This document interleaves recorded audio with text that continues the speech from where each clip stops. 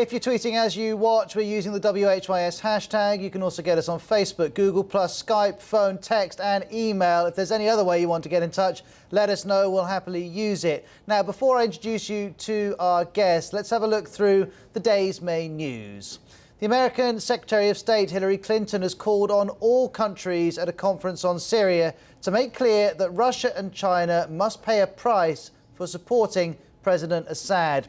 Meanwhile, a senior Syrian general from a family close to the president has escaped the country and is believed to be on his way to Paris. The French foreign minister, no, I don't think we want all that. That's too much.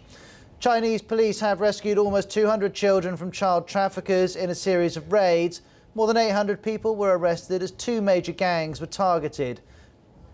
Child trafficking has become a serious problem in China, with critics blaming the one-child policy and lax adoption laws. Hong Kong customs officials have made their biggest ever drugs bust, seizing almost $100 million worth of cocaine. Dozens of plastic bags were found in a container sent from Ecuador, and 3 men have been arrested. Enrique Peña Nieto has been confirmed as the winner of Mexico's presidential election by the electoral authorities. Half of the votes in last weekend's poll were recounted after accusations of irregularities, but the man who placed second, Andrés Manuel López Obrador, says he intends to challenge the results. And Roger Federer has beaten Novak Djokovic to go through to his 8th Wimbledon singles final. He won 3-1. He'll play the winner of Andy Murray and Joe Wilfried Tsonga. That match has just got underway.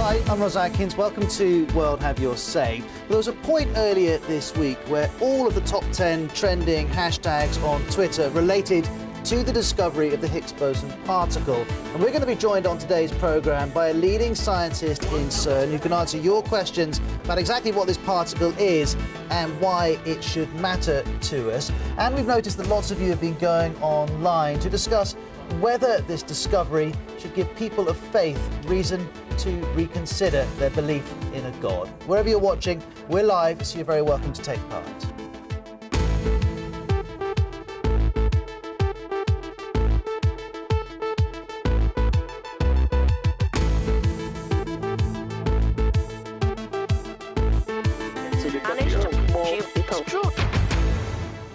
If you're tweeting as you watch, we're on the WHYS hashtag. You can also get us on Facebook, Google+, Skype, phone, text and email. And if there's any other way you would like to get in touch, just let us know and you're very welcome to ask us to use it. We'll do our best to. And before I introduce you to our guest, let's have a look through the day's main news.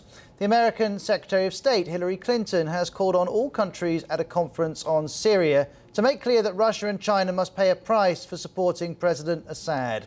Meanwhile, a senior Syrian general has escaped the country and is on his way to Paris. Chinese police have rescued almost 200 children from child traffickers in a series of raids. More than 800 people were arrested as two major gangs were targeted. Child trafficking has become a serious problem in China, with critics blaming the one-child policy and lax adoption laws. Hong Kong customs officers have made their biggest ever drugs bust. They've seized almost $100 million worth of cocaine. Dozens of plastic bags were found in a container sent from Ecuador. 3 men have been arrested. Enrique Peña Nieto has been confirmed as the winner of Mexico's presidential election by the electoral authorities. half of the votes in last weekend's poll were recounted after accusations of irregularities. But the man who placed second, Andrés Manuel López Obrador, says he intends to challenge the results. And Roger Federer has beaten reigning champ Novak Djokovic at Wimbledon to go through to his 8th Wimbledon singles final. He won 3-1. He'll now face the winner of Andy Murray against Jo-Wilfried Tsonga. That match is just getting underway.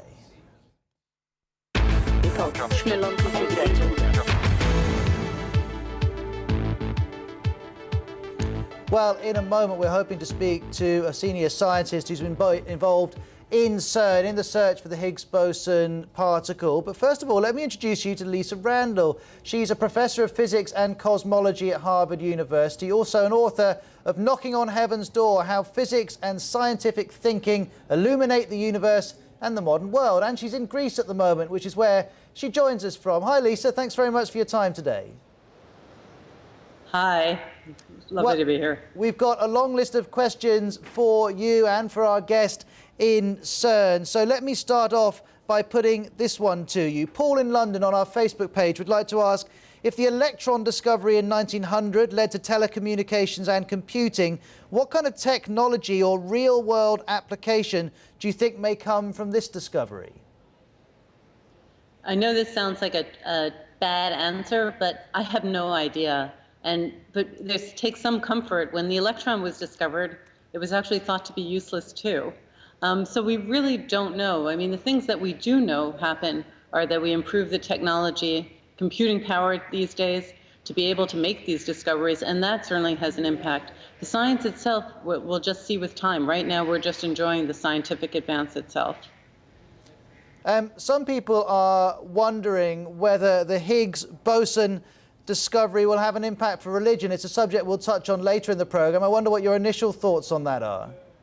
You know, I think it's just really nice for people to be paying attention to science right now. I don't think it has implications for religion any more than the other scientific discoveries did, except that science works by itself, and it's just fantastic that predictions get made and they get realized, and we can verify or rule out theories. And we are always questioning and we're always advancing. And I'm hoping that people are excited about science these days as well.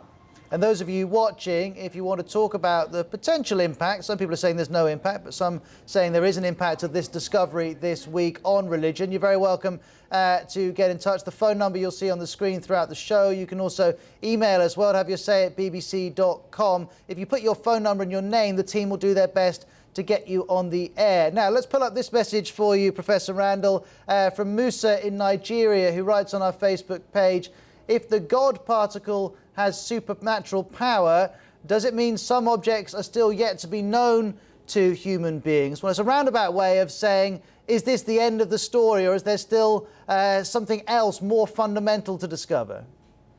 Okay, as long as we keep the word supernatural out of the story, I'm happy. And we really don't think this is the end of the story.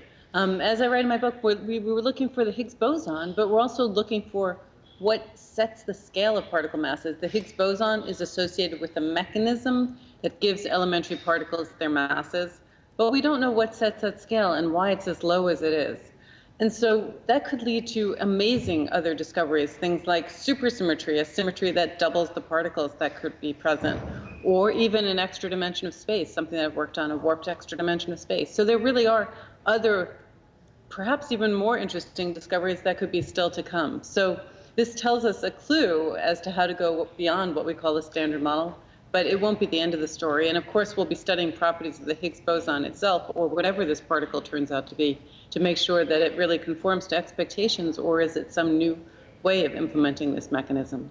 Well, Professor Randall, let me introduce you, and in fact introduce all of our viewers to our next guest, who's Dr. Bill Murray. He's a senior physicist who's been working in CERN for several years, has been hunting for this Higgs boson for a very long time. Dr. Murray, thanks for your time today. I guess this has been a pretty good week. Absolutely. It's been a marvellous week. Good afternoon. It's great to talk to you. We've been enjoying, I think, this week, the fruits of many years of labour in trying to get this ready. And it's just incredible, the feeling of actual success. As Lisa was saying a moment ago, we're not really thinking about the implications at the moment. We're just delighted that it's all actually worked. It's a remarkable thing that 48 years ago somebody can go out and have this theory and it can turn out to be correct. It's pure thought. It means that the universe is understandable. And I haven't spent the last 20 years in vain chasing a phantom. I'm delighted. I'm sure you are. Well, all of you watching, Lisa and Bill have very kindly agreed to answer any questions you have about the Higgs boson particle. If you want to speak to them, the number's on the screen throughout. You can email us, well, have your say, at bbc.com. Let's bring in Eugene, who's in Nairobi. He's a student there. Eugene, what question would you like to ask our guests? Yeah, I would like to ask him, by calling this particle the God particle, aren't we again just conflicting with the existence of the particle itself? That is a question I would like to put to the scientists. Well, this name, the God's particle, in my experience over the last week, is one that scientists don't like. But let's ask you, Bill, first. Would you ever refer to it that way? No, we would never use that title. It's irrelevant to the work. It's confusing and distracting. I can see why it attracts the attention of newspaper headline writers, but as a scientific term, it's just confusing. It's sending the wrong message.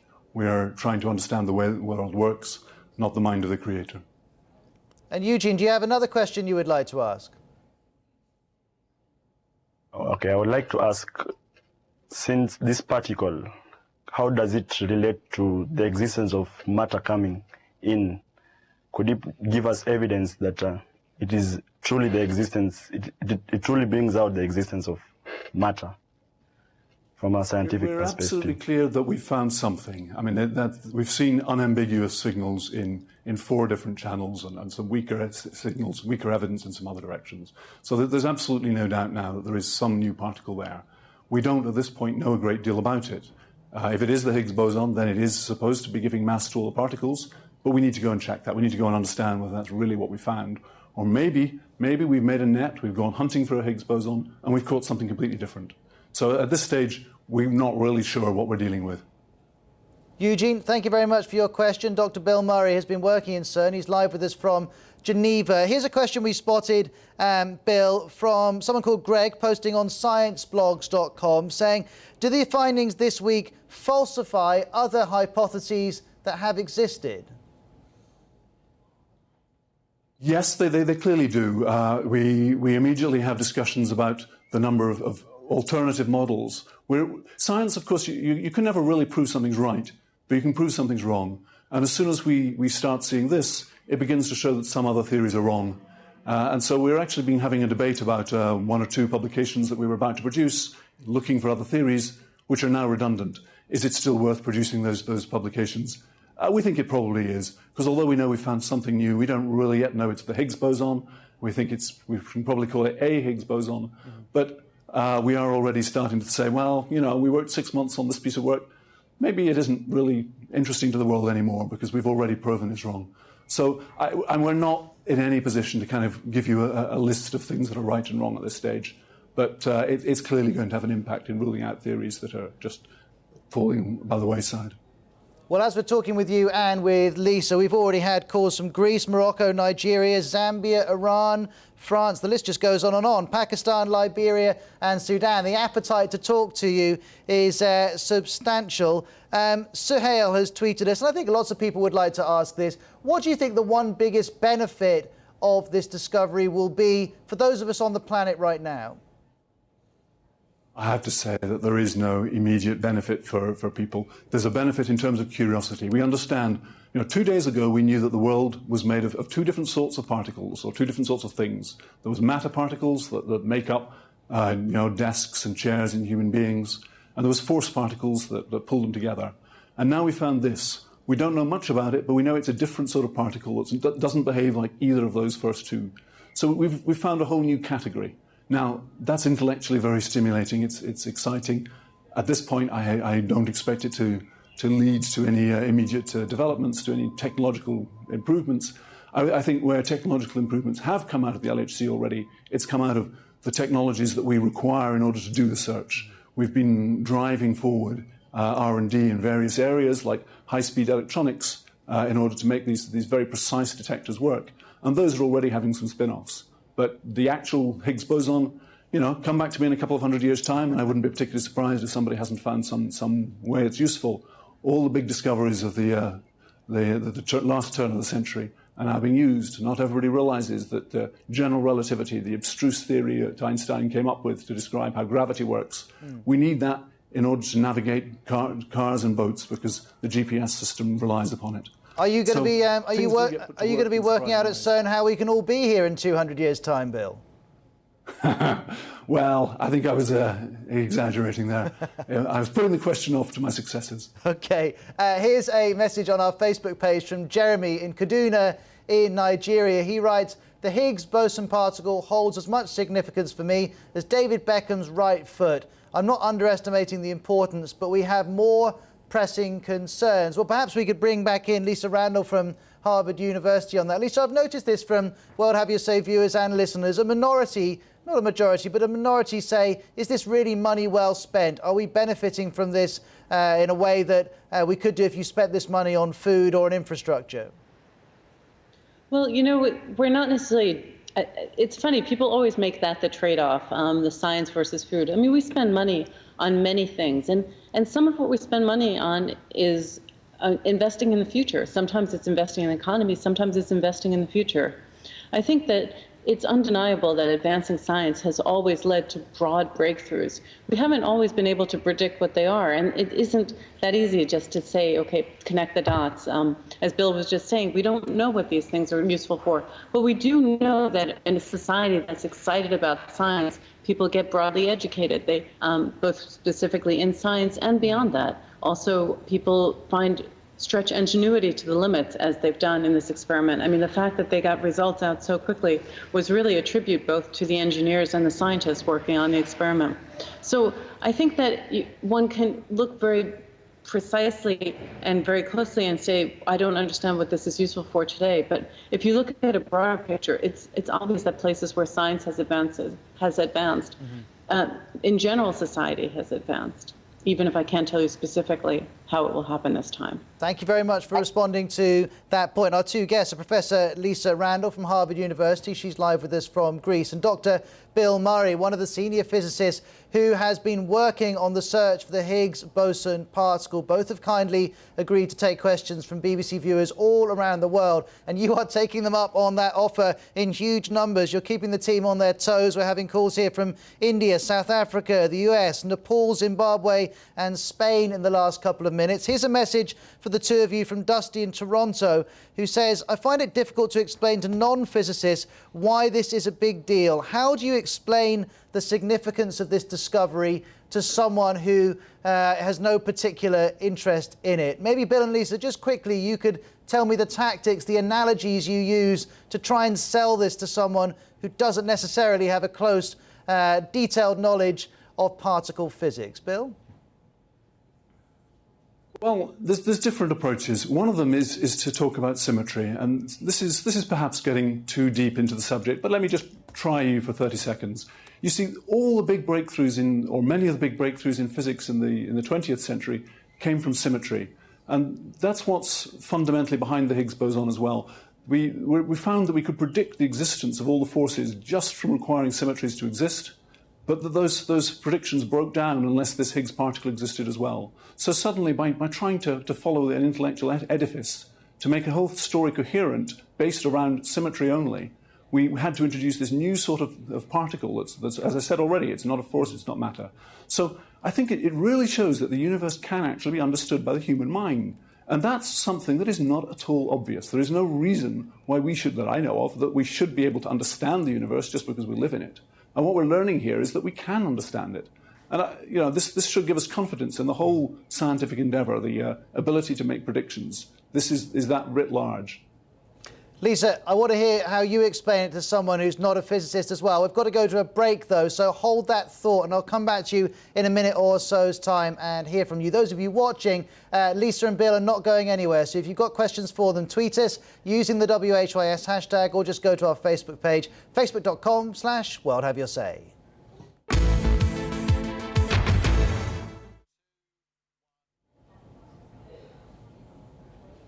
Well, every day is a busy one on World Have Your Say, but Ben James, who's joining us from the World Have Your Say newsroom, can tell us that this is busier than the normal one, I would say, Ben. I'd say it is, yes. And of course, because we're not quite at the stage of you being able to teleport here to ask you questions of the scientists yourself, pick up the phone now. It's country code 44 20 31 62 4242. This is your opportunity to ask questions of these scientists all about this huge story this week. Simba in Zimbabwe's just done that. Just called to ask, can we get some historical perspective on this Higgs boson? Why do they call it the God particle? Lots of stories about how that may have arisen, and I'm sure we'll get onto that later on in the programme. I've just seen a tweet, in fact, from a mayor in Pakistan who asks exactly the same thing. Another call from Brahim, who's phoning us from Morocco. How does this relate to religion? There's something else we'll get on to in the rest of the programme. And of course, if you're not near a phone, you can Skype us. The Skype name that we use is BBC_WHYS. Ben, thank you very much indeed.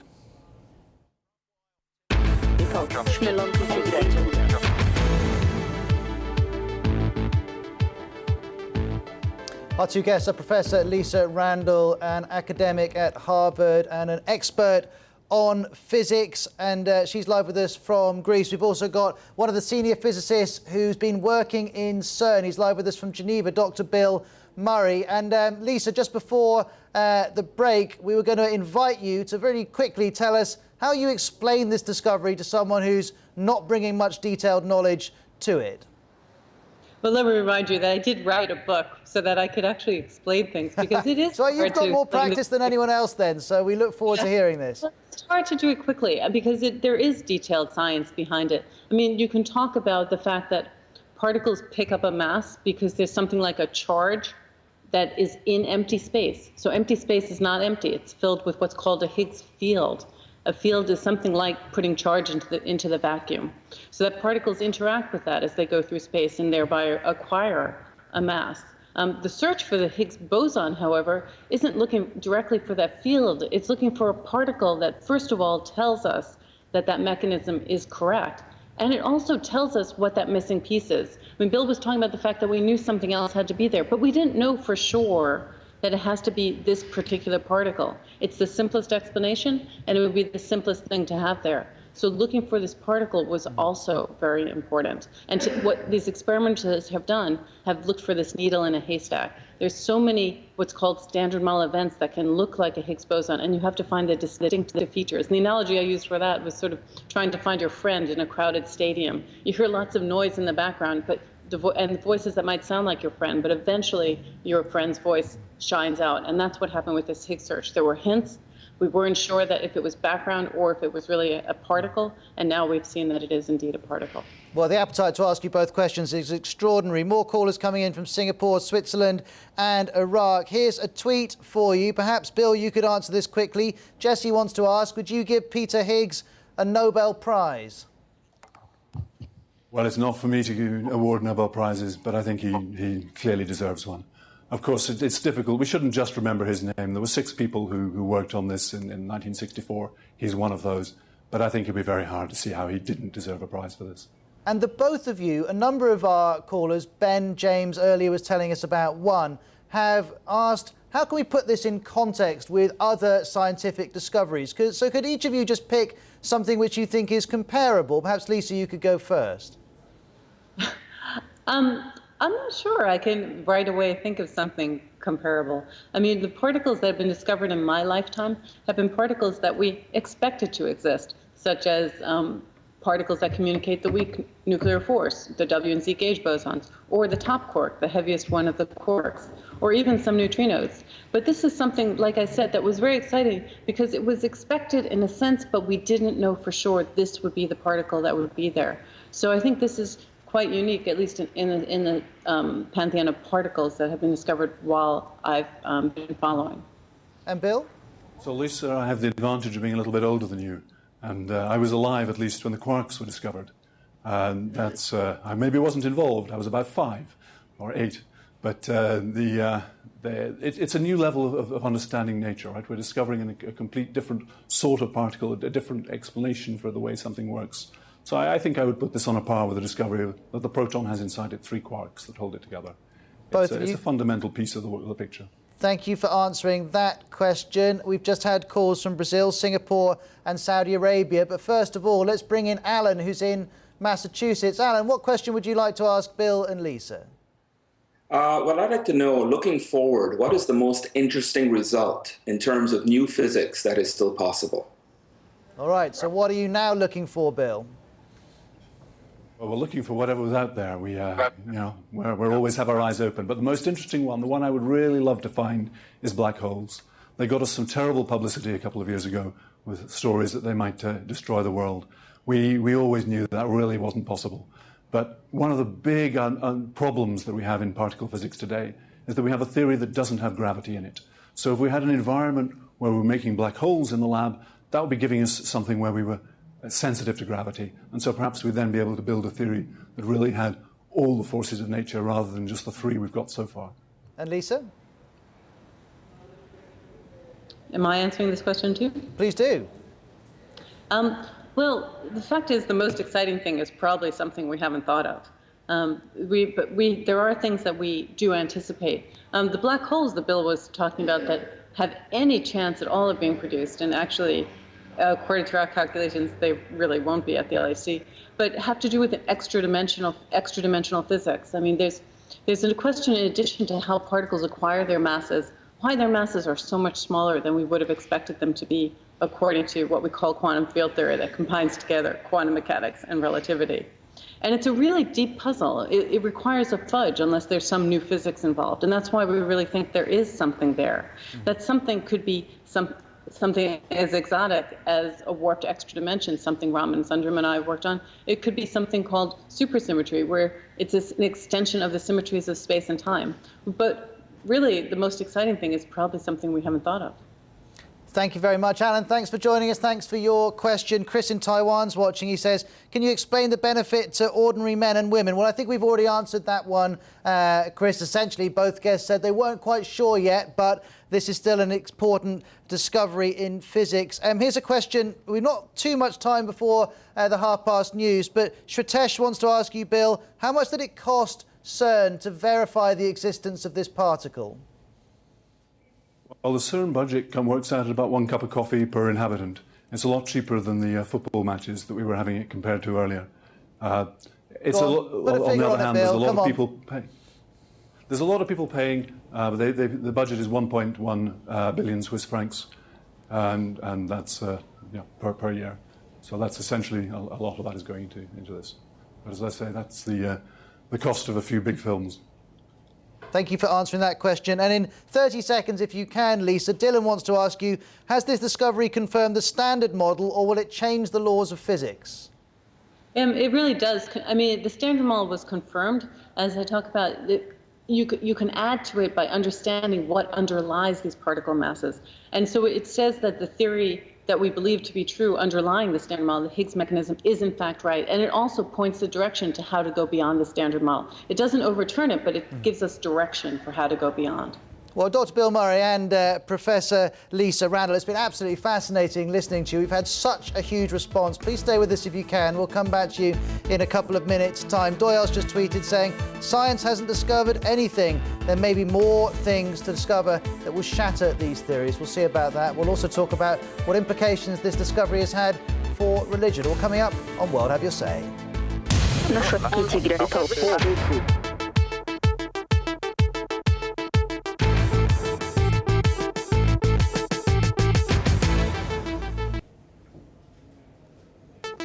I'm Ross Atkins. Welcome back to World Have Your Say. Well, we're spending the hour talking about the discovery of the Higgs boson. You can keep your questions coming in for Dr. Bill Murray. He was involved in the hunt for this particle. And we're also talking about whether this discovery has implications for those of you who believe in a God. Do you think the Higgs boson has struck a blow for atheism? Some of you are saying it has.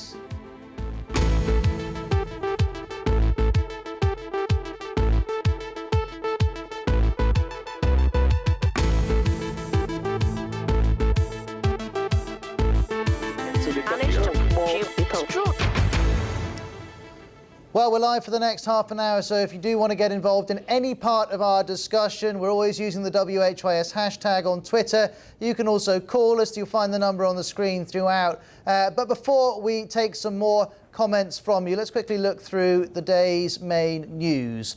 The US Secretary of State Hillary Clinton has called on all countries at a conference about Syria to make it clear that Russia and China must pay a price for supporting President Assad. Meanwhile, a senior Syrian general has escaped the country and is on his way to Paris. Chinese police have rescued almost 200 children from child traffickers in a series of raids. More than 800 people were arrested as two major gangs were targeted. Child trafficking has become a serious problem in China, with critics blaming the one-child policy and lax adoption laws. Hong Kong customs officers have made their biggest ever drugs bust. They've seized almost $100 million worth of cocaine. Dozens of plastic bags were found in a container sent from Ecuador. 3 men have been arrested. Enrique Peña Nieto has been confirmed as the winner of Mexico's presidential election. Half of the votes in last weekend's poll were recounted after accusations of irregularities, but the winner was still the same. The man who placed second, Andrés Manuel López Obrador, says he intends to challenge the results.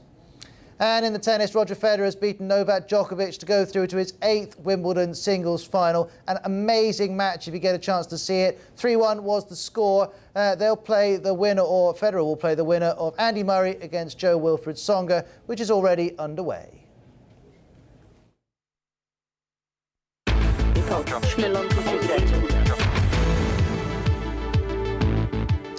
Okay, well, let me introduce you to our first 3 guests. Dr. Usama Hassan is an imam and a scientist. He works for the Quilliam Foundation, which is a think tank in London. Rabbi Dr. Julian Schindler is a biochemistry PhD, and he works at the office of the Chief Rabbi. He's also joining us live in London. And last but not least, Dr. Arun Madhavan's a doctor, a medical doctor, also an atheist, he tells us, and he joins us from Kerala in India, and we found him on Skype. All 3 of you, you're very welcome. I will also mention, those of you watching, if you think Dr. Bill Murray has gone, he hasn't gone, he's still with us, so you're welcome to keep those questions coming in if you would like. Now, let me start with you, Dr. Hassan, but all 3 of you feel free to get involved. Do you think that this discovery undermines a belief in a God? No, not at all. And to be clear, we don't believe in a God, we believe in God, capital G. One God, the idea of an underlying unity to the universe, a unifying principle behind the universe, and that has always been the monotheistic understanding of God. And the idea that the universe, all of us, can't exist without a cause. You can't have something without nothing. And as a scientist, of course, I'm excited by this discovery. 20 years ago when I graduated in physics, theoretical physics from Cambridge, we had no idea whether the Higgs boson really existed or not. It was all a theory. So I'm really excited by this as a scientist. But all of our scientific laws... moment, let me jump in and say, let's bring in Dr. Madhavan in Kerala. You're also a scientist, sir. Are you excited? Yeah, I am excited about this. And I think this is another nail on the coffin of God. And this proves that from nothing, something can happen. I wonder if Dr. Schindler wants to come in as well. I'm certainly excited by the news. I worked in scientific research for about 8 years, and most of my experience as scientific research is that a lot of the time things don't work, and it's a lot of toil. And I think this multinational success, that this joint cooperation of scientists from various parts of the world to plan and execute this and bring this to a satisfactory conclusion is fantastic. It's actually a fantastic result. So I congratulate all of the people involved in that. But why don't you agree with the doctor in Kerala who's saying this discovery once and for all proves that science can explain our universe, not the existence of a God? Well, I think at 2 levels. First of all, I think that the atheist versus theist position, there are various variations on this, but I think that the atheist position, especially the one that's espoused by David Deutsch of Oxford University, is that the only objective truth is that which we can prove or observe empirically. And therefore, anything else has to be ascribed, that when we ascribe other things to some sort of supernatural intervention, it's a bit of a cop-out. So for the atheists, the discovery of this boson, the detection of it, would be pushing that boundary a little further, and perhaps they might regard it as another nail in the coffin for God. As a rabbi, I speak with some bias, of course, but I think people who believe in God they live in awe and wonder of the exquisite beauty and complexity of the world and the universe around us, and the discovery of this particle is just another key in that particular puzzle. So I don't think personally that the discovery... Let's give Dr. Madhavan a chance to respond to the points you're making. Okay. I think this particle, discovery of this particle explains how universe is formed. So whatever the mysterious or beautiful nature of the universe, it can very well be explained now. So there is no mystery anymore, and I think this will be another step to the end of religion and God. Can I respond to that? Of course you can. With respect to Dr. Madhavan, this is not something out of nothing, because there isn't a nothing here. There is an incredibly precise and beautiful mathematical theory which underpins all of this and underpins all of the fundamental particles that we've found over the last centuries. It's absurd, as many people say, that we've proved that something can come out of nothing, because those particles are not coming out of nothing. They are following very precise mathematical laws, which are very, very advanced mathematics, which is way beyond undergraduate degree courses. So there isn't a nothing there. There is an element of incredible beauty there, which needs explanation. Where does that come from? And that's the question I ask to atheists, is that the scientific laws, which I love, they need to be explained. Where did they come from? There are beautiful theories, but actually this particle proves that anything can have mass from nothing. So that means universe formed from nothing.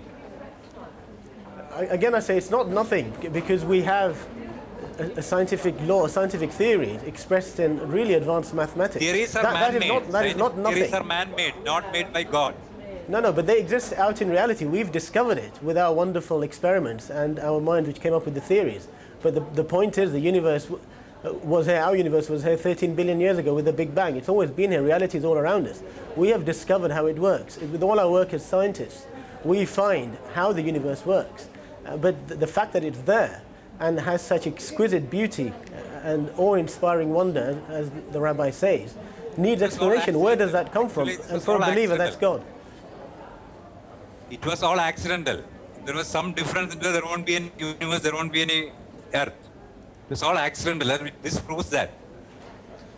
And all three of you, let me jump in to say that those watching you can also take part in your discussion. We're considering whether this Higgs boson discovery on Wednesday, or the confirmation of it on Wednesday, has an impact for those of you who believe in a God, whichever God your faith directs you towards. And you can get involved. Well, have your say at bbc.com. You can tweet us. WHYS is the hashtag. Ken says the Higgs boson discovery does show that God created everything in perfect order, contrary to proponents of random genesis. And here's something from Philip in France, who posts on our Facebook page. Its nickname, the God particle, makes no difference. Religion was finished before it was a twinkle in Peter Higgs' eye. Well, we've certainly got some guests who would disagree with that. I just wonder if we could go back to Dr. Schindler, whether when you think about your faith, science is a consideration within it, or do you think of those things as being two separate parts of your life?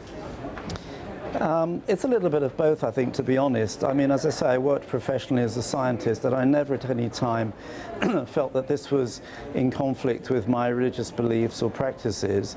I just think it's contemplative, it's reflective, it makes you wonder, and I think that to come back to the original question, I think the discovery of this particle is unlikely to persuade any atheists to adopt religion, nor any religious believers to become atheists. I think it's a bit of neutral information. I think it's wonderful and very exciting, and it's very interesting to see how this will develop in the future. But as the other speakers, if the other speaker is right that this has taken the mystery out of anything, then Dr. Bill Murray's got nothing else to research. He may as well pack his bags. Speaking of Dr. Bill Murray, let's bring him back in. And those of you just joining us, Bill is one of the senior scientists who's been working in CERN to find this particle, so he's in a particularly good mood this week. I'm curious, Bill, out of you and most of your colleagues, are some of you religious? Do you feel as if religion is in any way relevant to the work you're doing in CERN? Well, I look around my colleagues, and there's a whole mixture of people. People have different beliefs, and people have every belief. There's thousands of people mixing together in CERN. I could talk about my own perspective, but it would purely be my perspective. For what it's worth, these are two different parts of the world we're talking about. We have a scientific inquiry and following one line, and we have a religious inquiry, which is just talking to a different subject. And so I really see no conflict at all. And here's a question for you from RV, posting at facebook.com/worldhaveyoursay. What's the next job for the Hadron Collider? Well, the immediate job, the one we're extending the run for, we were supposed to shut down at the end of the year, we're extending for a couple of months, is to try and get a better idea of what it is we've actually found. I think Lisa was assuming a little bit too much that we've really found the Higgs boson. Well, we'd like to see what it is we've got.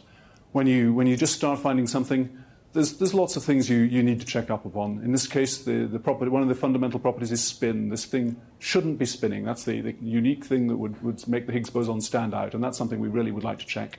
And hopefully we will be able to find that out now before the end of the year. And after that, we need to start checking on some of the other properties. Well, we appreciate you answering RV's question. It's a massive treat having on the programme to answer all of these questions from those of you watching. Dr. Murray is very kindly staying till the end of World Have Your Say. So if you've got questions for him, you really need to send them in now. Otherwise, you'll miss your chance. We've got about 7 or 8 more minutes with him. We're going to take a short break. Then we'll come back. We'll put those questions to Dr. Murray and keep on talking about whether there are implications for people of faith after the discovery in CERN.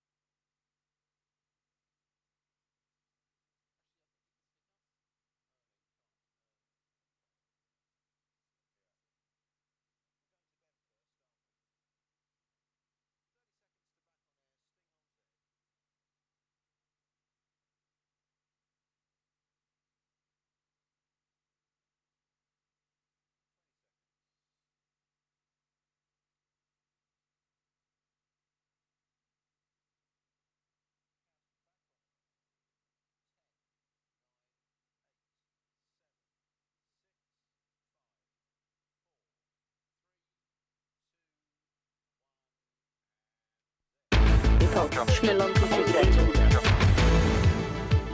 Hi, I'm Ross Atkins. Welcome back to World Have Your Say. On today's programme, we're talking about the Higgs Boson particle and its discovery. Let's bring in Ben James from the World Have Your Say team. And Ben, I'm just looking through the list of countries that we've heard from in the hour. Absolutely extraordinary. Yes, the World Have Your Say team are pushing back the boundaries of science, I think, in the speed that they're having to answer your calls today. Lots of you getting in touch to talk just about the sheer excitement of this discovery. Dr. Miles Price is watching us from the Malaysian part of Borneo. He says this discovery is fabulous. I think great things will happen from this, which will pan out in the next few decades. Some of you very interested in talking about the religious aspect here. Leka has phoned us from Nepal. I want to know if this particle is significant to a particular religion more than others. Abdul's just phoned us as well from Saudi Arabia. He thanks you scientists for your efforts, but the whole point is they show how things are working. They don't tell us how this relates to God. And then more of you are phoning in with questions to our scientists as well. For example, Abdullah in Sudan phoned to ask, how might this discovery affect the lives of the poorest people in the world? And Ken in the USA wants to know, can you describe the size of the particle in relation to other subatomic particles? Ben, thank you very much. Well, plenty to get through. Let's quickly bring in Dr. Bill Murray to respond to some of those points. Briefly, if you would. I know it's hard, Bill. And first of all, that accusation from one viewer that scientists are dodging the issue of religion. You're not addressing it when really you ought to. Can you hear me? Bill, can you hear me? That's a shame. Well, we'll try and clear up that line in the meantime. Let's go back to our three guests who were talking about religion. Let's start off with our doctor in Kerala in India, because, sir, you've already said you believe this is a fantastic discovery for atheists. So are you frustrated that the scientists behind the discovery are not addressing the issue of religion? Yes, I am frustrated. They should come clear and say that this is another step away from theism. And I think the media is doing a very mischievous job by naming this the God particle. It should not be, it's a misnomer. It should never have been named like that. So I think media is also doing a very bad job. And Dr. Schindler, what about you? You're a rabbi. You'll have heard the scientists on today's programme and all week consistently say we're not getting into religion, but some of our viewers think they ought to state where they stand. No, I agree with the view that's been espoused by both Lisa Randall and Bill Murray. The scientific endeavour is nothing about proving or disproving the existence of God. It's about finding out how the world and how the universe works. And they're really two separate spheres. In science, in religion, we're more concerned with trying to learn how we should live our lives and how we should conduct ourselves as human beings. There may be a little bit of overlap here and there, but I don't see the role of science to prove or disprove. Obviously, I think when believers find the findings of science consistent with their beliefs, it's very encouraging, but likewise atheists do the same thing, which is why I said a little earlier that I don't think the discovery of this particular particle is going to make any great difference religiously one way or the other.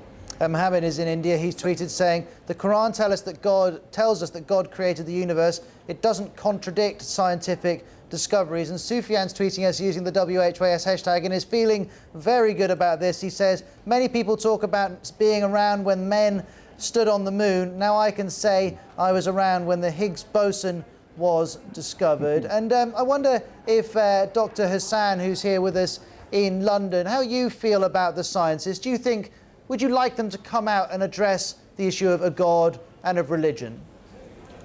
No, I agree with Rabbi Schindler here that what the scientists are saying is quite right. And all the mainstream theologians in the Abrahamic faith, for example, agree that science and reason, our minds, cannot prove or disprove God. And science and religion are separate fields of inquiry in that sense.